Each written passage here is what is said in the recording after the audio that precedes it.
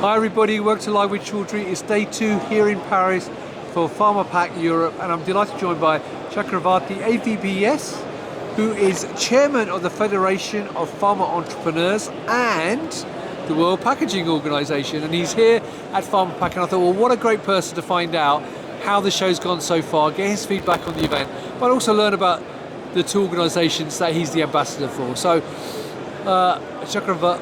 Chakravarthi, I'll get my teeth in properly. First of all, how are you and how are you finding the show? I'm so good, Rizwan. Good to see you again. How have you found Pharmapack? Because we're into day 2. How's day 1 been for you? It's a wonderful experience, I must tell you. Coming from the very CPHI, with which I've been associated for almost 20 years. And Pharmapack is making waves in this sphere. And I think it is a unique show in the world. Right, well, let's talk about your role from a World Packaging Organization point of view. For viewers not familiar with the organization, who are you and what do you do? The World Packaging Organization, we always talk about better quality of life through better packaging for more people. Obviously, that's our mission statement. Imagine that very well goes with the pharmaceutical industry. A better packaging gives a better life, health care for the people. Right, and from your perspective, obviously, there's a lot of trends have changed within packaging within pharma. What are some of the key trends that you've seen within packaging in the pharma space? Absolutely. I must say, having toured many countries, more than 40-50 countries all over the world, and I've been seeing the trends in the pharma and life sciences, I think the packaging plays a very important role.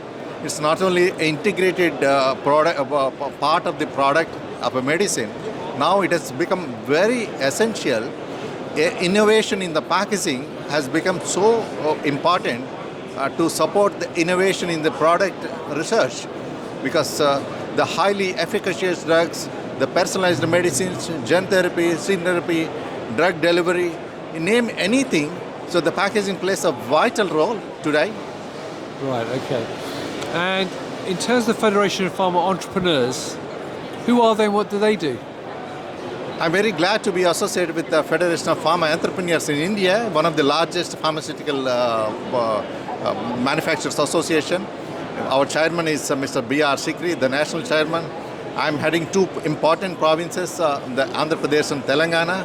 We service the MSME in the pharma, which are the backbone of the pharmaceutical industries, and we support them with all the giving them the regulatory awareness, conducting seminars, workshops, and we keep meeting each other, update each other for the latest developments worldwide, and it's a big CEO forum, the Pharma CEO forum.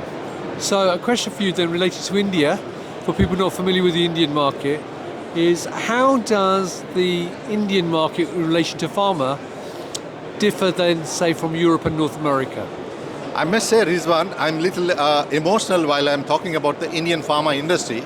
Not so long ago, maybe a couple of decades or more ago, India was importing even a basic medicine like pain management. Today, we are in a position to export to 215 countries very highly efficacious drugs to all over the world.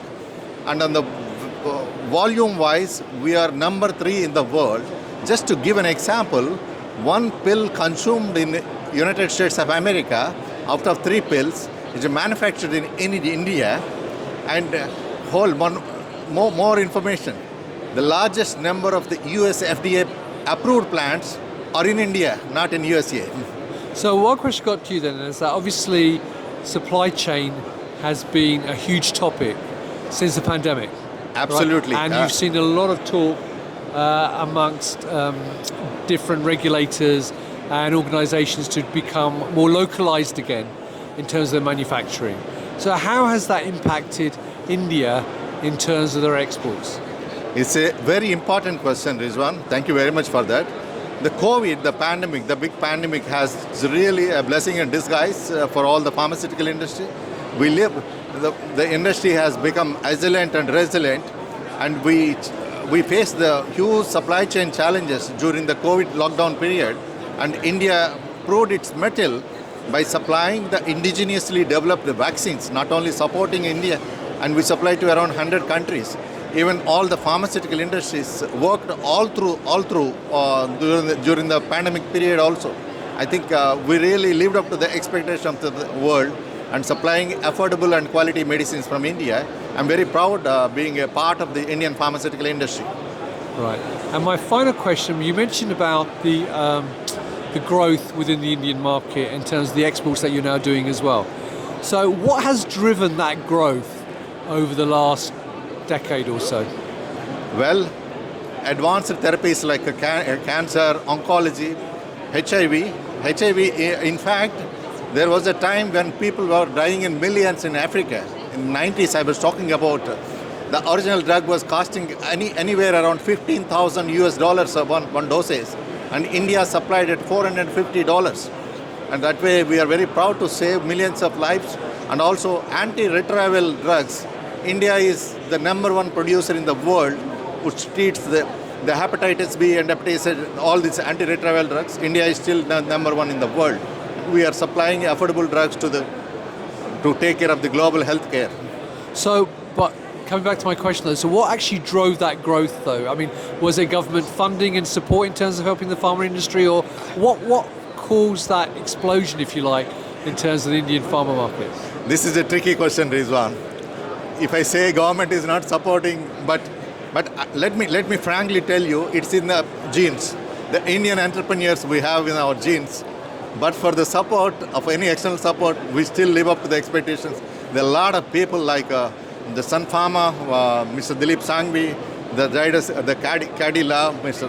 Pankaj Patel, and Dr. Reddy's. There's so many industries.